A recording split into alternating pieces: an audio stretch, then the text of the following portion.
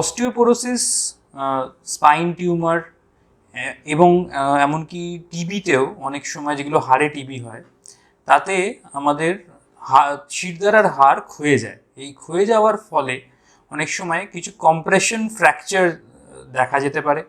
এই compression fracture কিন্তু আপনার বাইরে থেকে দেখতে মনে হয় যে তারা কুঁজো হয়ে গেছে এবং তীব্র যন্ত্রণা হয়, যে যন্ত্রণা থেকে কোনোভাবেই আরাম পাওয়া যায় না। এমনকি এটাও হতে পারে যে যে আক্রান্ত সে শয্যাশায়ী হয়ে গেছে।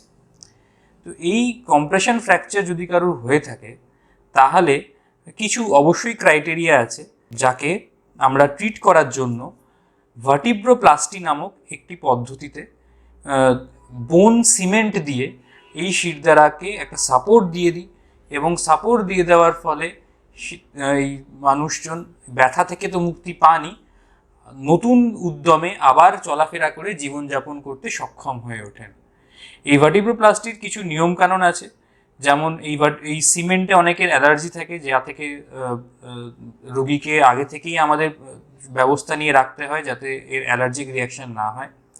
দ্বিতীয় ব্যাপার হচ্ছে, ভার্টিব্রাল ফ্র্যাকচার যদি ভার্টিব্রাল সামনেটাকেও যদি ক্ষইয়ে দেয়, তাহলে কিন্তু সার্জারি ছাড়া কোনো উপায় থাকে না, তখন কিন্তু ভার্টিব্রোপ্লাস্টি দিয়ে খুব একটা লাভ হয় না।